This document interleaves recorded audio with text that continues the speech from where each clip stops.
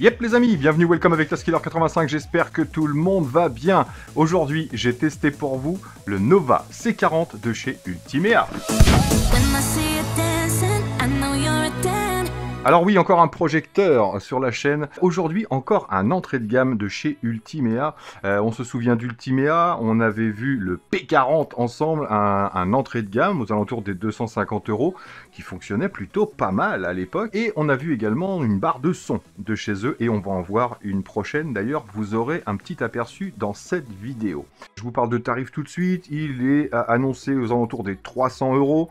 Il y a un coupon sur le site qui vous enlève 30 € à peu près, donc 270 € pour ce projecteur d'entrée de gamme, encore une fois. Maintenant, une entrée de gamme de chez Ultimea ou Yaber, etc., ça vaut quelquefois un milieu de gamme d'autres marques. Donc on va vérifier ça ensemble. Donc bien sûr, si j'ai un petit coupon, je vous l'ajouterai. Il est prévu aussi pour être disponible sur Amazon. Donc je vous mettrai tout ça dans la description. Je vous invite à aller jeter un œil, bien sûr, aux liens et aux coupons s'ils sont disponibles. Encore une fois, si ce petit engin vous intéresse, bien évidemment. Donc avant tout, l'unboxing. Découvrons ensemble ce petit Nova C40. Une petite notice. Oui, on a du français. 1 an d'extension de garantie en scannant ce QR code. Un petit câble HDMI. Un petit câble d'alimentation qui mesure environ 1,40 m. Petite télécommande bien complète. On a les raccourcis YouTube, Netflix, Prime Video et Disney+. Le petit bouton de micro pour appeler l'assistant Google. Paramètres en accès direct, petite croix directionnelle, etc. Et là, un bouton projecteur. Ah, qu'est-ce que c'est? Suspense. Petit bouton de focus manuel, plus et moins. Et le volume, home et retour. Elle fonctionne pas avec 2 piles LR03. Tadam! Gris métallisé, en plastique pas haut de gamme, j'ai l'impression. Les petits capteurs en façade, donc HDR10 HLG. La lentille bien reculée ici, on n'a pas de cache. Les haut-parleurs sont en façade. Sur l'arrière, on va avoir l'alimentation, une entrée USB, une entrée HDMI 2.1 qui fait e-arc, une entrée vidéo basique, une sortie casque ou haut-parleur extérieur et un capteur. C'est parti! Donc dessus, un petit bouton pas tactile qui devrait être lumineux, je pense. Et on a cette fameuse gimbal. Donc là, on a des patins antidérapants ainsi qu'une fixation pour pouvoir même l'accrocher si on veut, pour pouvoir l'orienter de différentes façons ou le fixer sur un trépied. Et en dessous, on a la grille de ventilation. On verra ça tout à l'heure. Alors, qu'est-ce que ça donne au niveau de l'orientation? Ah bah écoutez, c'est plutôt pas mal. Il y a une bonne résistance. Donc on va pouvoir le déplacer et l'orienter. Donc juste avant les tests en live, bien sûr, on va parler de ses spécificités. Technologie LED LCD, une luminosité de 600 NC lumens. Donc 600 NC lumens, voilà, vous le savez, il faut de l'obscurité.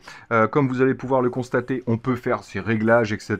avec un peu de lumière, mais il faut vraiment une faible luminosité, voire une pièce sombre, pour pouvoir avoir quelque chose de vraiment correct. Surtout si vous voulez regarder un bon film, par exemple, ou une bonne vidéo YouTube de Taskiller85.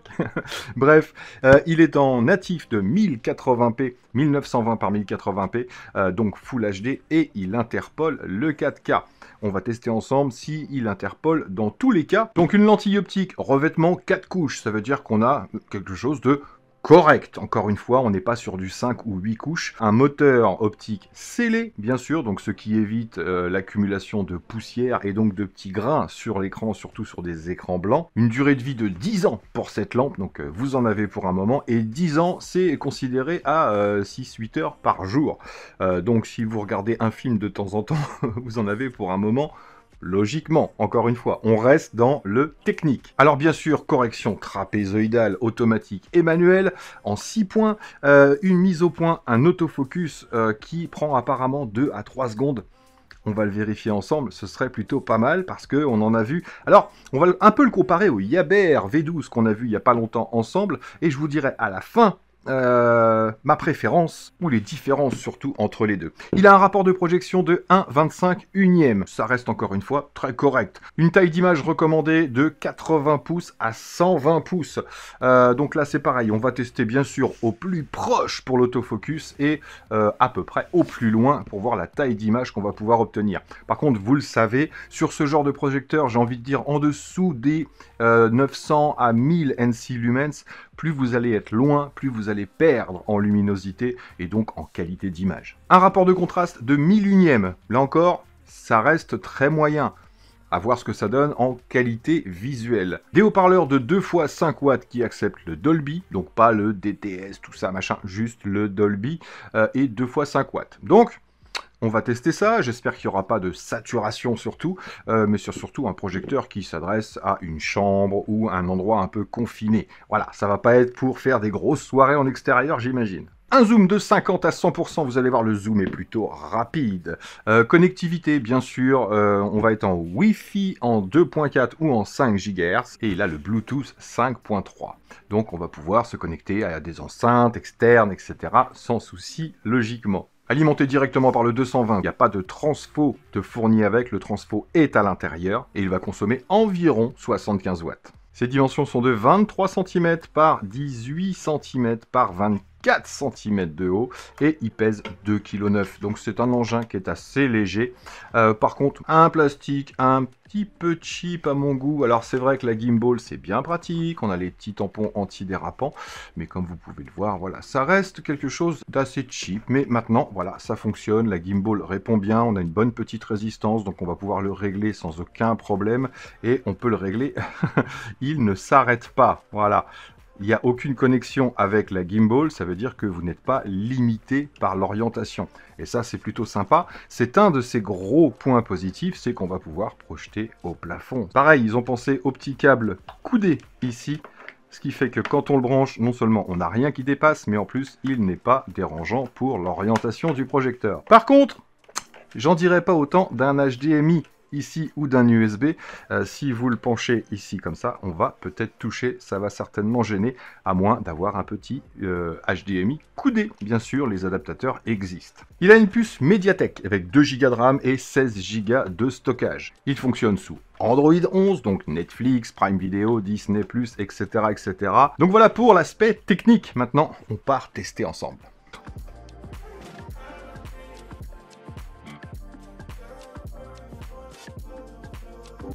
Donc, 1,15 m de distance pour 88 cm de diagonale. On est bien au rapport 1,25 unième. Configurer rapidement avec Android, c'est parti. Il m'aura fallu à peu près 6-7 minutes pour la configuration. C'est comme avec Google TV. Donc c'est plutôt rapide et assez simple. On va vérifier la correction trapézoïdale et l'ajustement du focus. Donc vers le haut, ça va, c'est pas mal. Et le focus se fait assez rapidement, donné pour 2-3 secondes en effet. On va aller dans un angle. Donc là on est à peu près à 20 degrés puisque je suis au bord de la projection. Ouais, plutôt correct. On va voir vers le bas.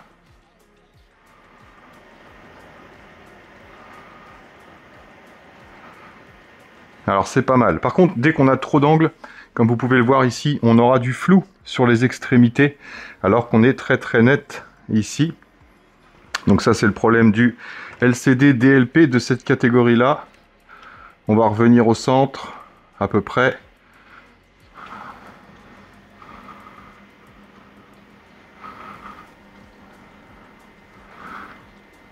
Voilà, et là on va avoir, on a un léger flou ici à peine, et là ça va, c'est assez propre. Donc dès qu'on est centré, c'est un peu mieux, donc je dirais qu'on a environ 10-15 degrés d'angle pour avoir une image sans aucun flou. Donc là on est à 3,30 m de distance pour une image d'environ 2,85 m de diagonale, et on va voir s'il fait l'ajustement sur des mouvements plus légers. Oui, il lance la correction. Et il a fait le focus, ouais, c'est plutôt pas mal. Hop, je le remets au centre de l'image et il refait automatiquement la correction. Bien! Bon, jusque-là, tout va bien. Bon, on va reculer de façon à avoir un plein écran. 3,70 m, 3,80 m pour avoir cet écran complet. Donc on est bien dans le ratio. Donc l'image est assez correcte, on n'a pas une grosse luminosité. On peut encore aller chercher du réglage de focus. Vous voyez, si je fais vers le bas, ça veut dire que je vais pouvoir reculer encore un petit peu. Donc je pense qu'on peut avoir jusqu'à 5 mètres de recul environ. Et là, c'est le focus dans l'autre sens, bien sûr, quand on se rapproche de l'écran. Donc là, hop, on va revenir au plus net. On va tout de suite regarder ce que ça donne avec la lumière allumée. Regardez, comme si j'ouvrais la baie, par exemple. Voilà. Donc c'est un projecteur qui vous servira surtout dans l'obscurité, voire le noir total. On va aller faire un tour dans les menus. Alors il y a plusieurs façons d'aller dans les menus.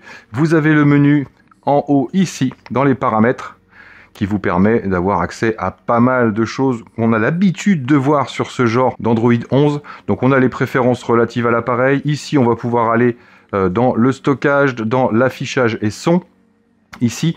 Mais il n'y a pas toutes les options dont on a besoin. Donc on a le Screen Position ici, et là, c'est simplement pour faire du zoom in en faisant OK ou du zoom out. Mais vous allez voir qu'il y a une méthode bien plus facile que celle-là. Et on a le Screen Resolution. Alors ça, je connaissais pas. Donc là, j'ai mis automatiquement se mettre sur la meilleure résolution activée. Et on a le Display Mode ici. Donc on est bien en 1080p. Et on peut aller jusqu'à 4K ici. Et quand on affiche, hop, quand on lance le 4K, voilà, on peut laisser sur cette résolution-là. Et ça fonctionnera. Donc on va, je pense, pouvoir interpoler du 4K sans aucun souci. Mais on sera en 1080p, bien sûr. Donc son système, paramètres audio avancés, je ne sais pas ce qu'on a ici, mais c'est pas les paramètres les plus sympas. Donc on va revenir au menu principal, et là, je vais appuyer sur la touche paramètres sur la droite ici de la télécommande. Et donc là, j'ai accès à d'autres paramètres. Donc paramètres de projection ici. Donc là, c'est selon le sens d'installation du projecteur. Vous avez le zoom infini, hop. Et c'est là qu'on va pouvoir zoomer beaucoup plus facilement. Et on a beaucoup plus que 50% hop, de zoom.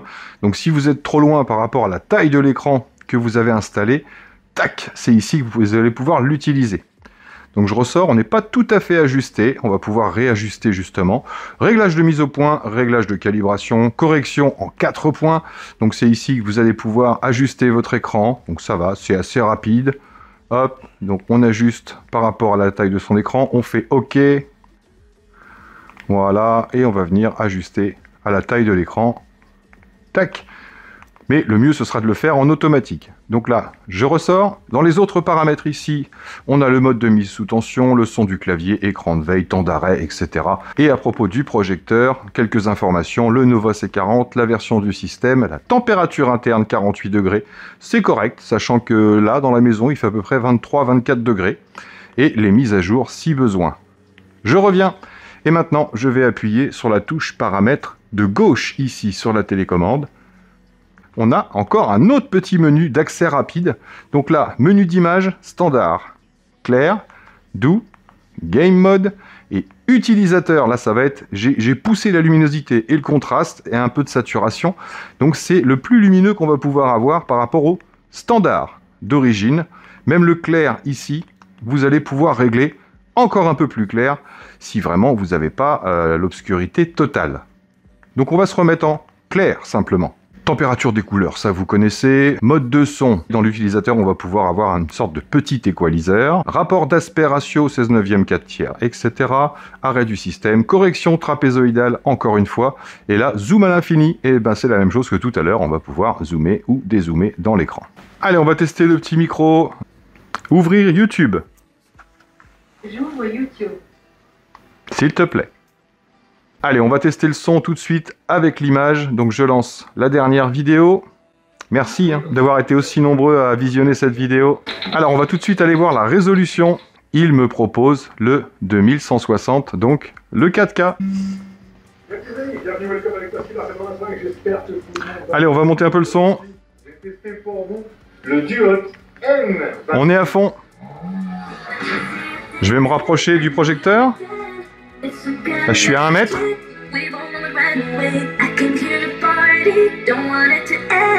Là, je viens à côté. Je suis devant. Donc oui, vous vous vous souvenez, on avait vu ensemble le Duot S26. Ok, donc il faudra qu'on teste avec une musique, mais en tout cas le son reste net, même à fond, mais on n'a pas une grosse puissance avec 2 x 5 watts, on imagine bien. C'est un petit 1080p, hein, franchement rien de très hallucinant, mais ça reste propre et bien visible. Franchement, voilà, j'ai pas de zone de flou, c'est surtout ça qui m'intéresse. Donc on va aller se mettre un petit peu de musique. Et je suis à 50 cm du projecteur.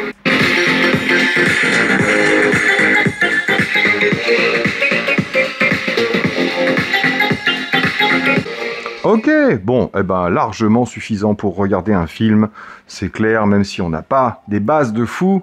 4K Dolby. Alors on va en profiter pour tester la barre de son Ultimea, puisque c'est la même marque. Ils m'ont envoyé la S80, vous le savez. Donc on va se connecter à une barre de son. On va aller dans télécommande et accessoires. J'allume la barre de son. Nova S80. Allez, je mets du son. This is Dolby Atmos. The number of speakers around you no longer matters, because this is the world's first object-based cinematic audio. Ça change un peu, hein. Là, écoutez la différence.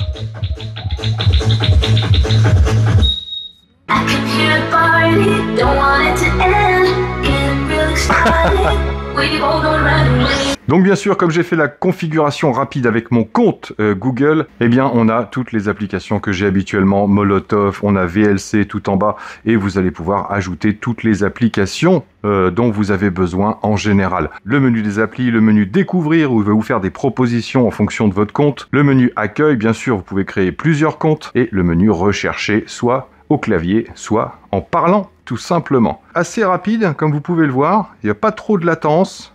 Voilà, la vitesse, là je suis à fond, hein.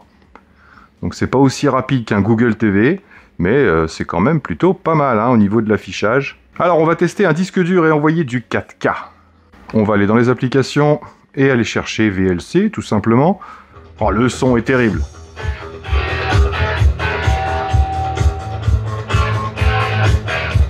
J'ai envie de dire qu'on n'a pas une image forcément ultra claire, ni une résolution magnifique, mais en attendant, il lit le 4K sans aucun souci, il fait le job.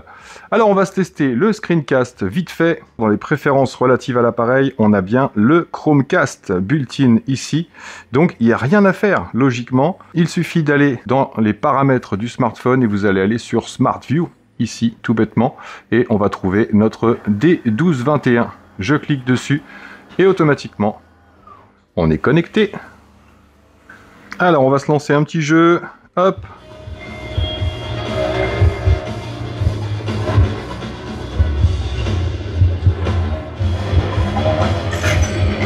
Bon, j'ai jamais joué à celui-là, hein. Bon, bah c'est jouable, hein. Ah, ça va, on n'a pas trop de latence.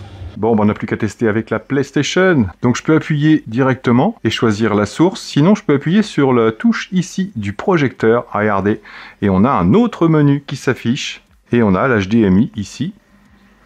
1080p HD automatiquement. Alors niveau résolution et profondeur des noirs, c'est plutôt correct, hein. On reste sur du milieu de gamme. Tiens, je vais vous mettre le flash. Tac, comme ça vous verrez en même temps. Ouais, ça va, c'est correct, hein. Allez, je vous enlève le flash. On va voir ce que ça donne.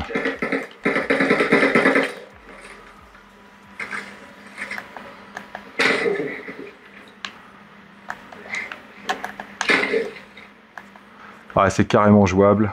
Bon, j'avoue, les couleurs sont pas de ouf. La résolution est pas miraculeuse, hein, sur celui-ci. Mais en tout cas, pas de latence. Aïe! Arrête, ça pique. Allez, projetage dans le pif. Alors, je vais tout de suite vous dire ce que j'en ai pensé. Tiens, j'ai le micro qui est ici, la preuve, et je vais vous faire écouter le bruit qu'il fait. Vous me voyez là? Environ 25-30 décibels. Donc il est vraiment silencieux, aucune gêne pour écouter de la musique, un film, etc. Vous n'entendrez jamais le projecteur. Tiens, allez, regardez. Bon, je sais pas si vous voyez quelque chose en même temps, hein, parce que là, on est vraiment éclairé très très fort. Les lumières sont projetées vers moi. Je vous l'ai dit, 600 NC lumens, on est loin de projeter à la tombée du jour en extérieur. Il nous faut vraiment quelque chose d'assez sombre pour avoir une image clair. Après, je vous l'ai dit, pour les petits réglages, etc., ça peut suffire. Vous pouvez faire des réglages, la lumière allumée, ça va fonctionner. Donc, qu'est-ce que je pense de ce petit Nova C40? Alors, j'aime beaucoup l'auto keystone et l'ajustement du focus. C'est rapide. Pour un engin de ce tarif-là, c'est un des plus rapides. On n'a pas, vous savez, la mire qui se met avec le petit quadrillage, etc. Boum, il recadre et il refait sa mise au point. Jusqu'à environ, pour le recadrage, jusqu'à environ, je vous l'ai dit, 15 degrés. Donc n'espérez pas décaler de 20, 25, aller projeter n'importe où. Donc ouais, ils n'ont pas menti, franchement, on est bien sur du 2-3 secondes au niveau du réglage de la mise au point. Faut pas le déplacer pendant qu'il est en train de le faire, bien sûr, mais ils n'ont pas menti, voilà. Donc ajustement de l'image et réglage mise au point, top, franchement, et encore une fois, on a le réglage mise au point aussi sur la télécommande en manuel.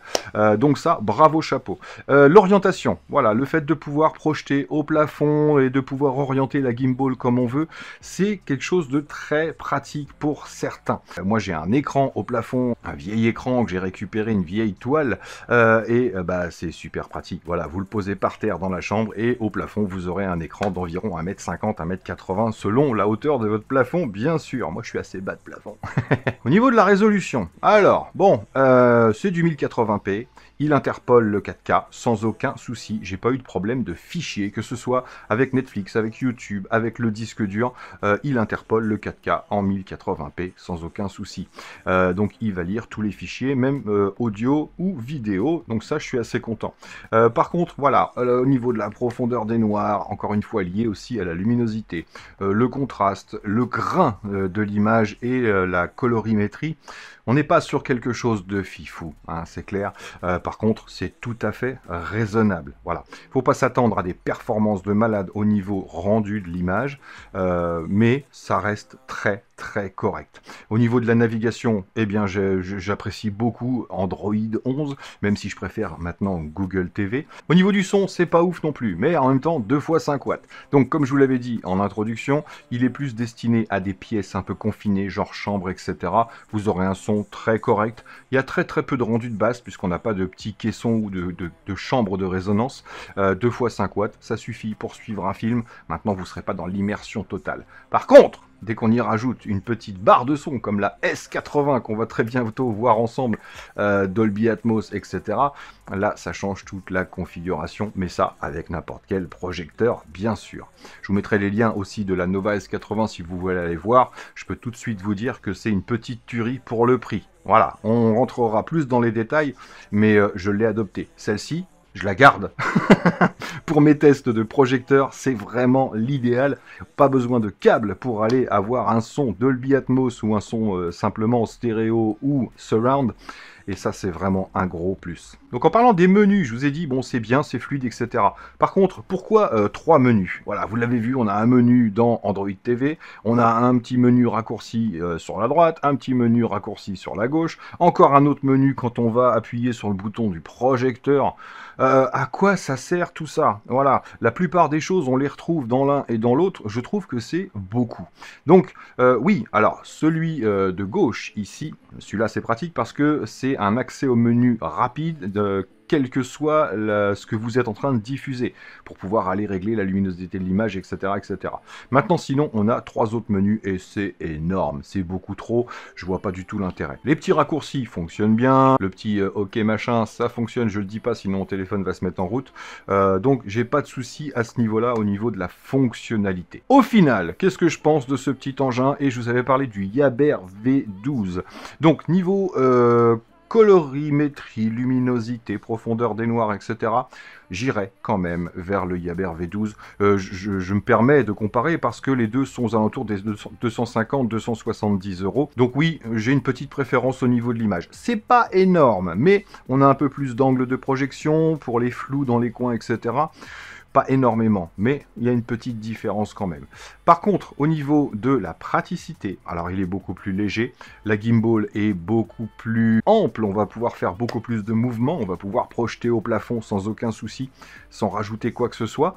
Donc là, j'irai plutôt vers celui-ci. Si vous cherchez un petit projecteur pour une chambre d'enfant, etc., je trouve qu'il est top. Voilà, si c'est pour des conférences en plein jour, ni l'un ni l'autre, ça c'est sûr, il y a bien mieux aller vers le JMGO, vers le N1, il y a le N1S maintenant, on va en parler très bientôt. Donc, les deux sont un peu kiff-kiff. Niveau image, je préfère le Yaber. Niveau son aussi, parce qu'on a du 2x20 watts avec un petit peu plus de précision dans les basses et de profondeur. Et celui-ci est beaucoup plus pratique par son poids, son encombrement et son orientation. Pareil, pas de transfo à balader, vous avez juste un câble d'alimentation, il consomme un petit peu moins. Écoutez, c'est plutôt pas mal. Au niveau connectivité, on a un HDMI, un USB, c'est pas de ouf, mais ça suffit largement pour ce qu'on fait généralement. Donc voilà, petit projecteur d'entrée de gamme. Merci à Ultimea de me faire confiance et de m'envoyer des produits à tester. Moi, je vais vous laisser vous faire votre propre petite idée par rapport à ce que je vous ai montré là. Comme d'habitude, c'est vous qui êtes le chef, c'est vous qui voyez. Et puis, ouais, je sais, j'ai un bouton, vas-y, laisse-moi tranquille, quoi. Donc voilà, les amis, c'est tout pour aujourd'hui. Merci à tous d'avoir suivi, merci encore à vous d'être là. Je précise que ce petit projecteur sera dans les lots à gagner pour le concours des 40 000 abonnés par rapport aux vidéos de vélo. Donc, toujours dans la description, hein, vous avez toutes les vidéos de vélo sur lesquelles vous pouvez participer en mettant un petit commentaire. Puis si vous en regardez 5 minutes, ça fera plaisir. Mais il sera à gagner, c'est pour ça que je ne vous l'offre pas aujourd'hui. Il sera à gagner, on est bientôt à 40 000 abonnés. Je vous avais dit fin d'été, ce sera fin d'été, j'imagine. Donc voilà, merci à tous d'avoir suivi, merci encore à vous d'être là. Et moi là-dessus, il ne me reste plus qu'à vous dire surtout, portez-vous bien, prenez soin de vous et des autres. Et à très bientôt dans mes vidéos. Allez, ciao, ciao. Waouh, la classe à la sans regarder, sans les mains, regarde. Ah non, sans les mains, ça marche pas.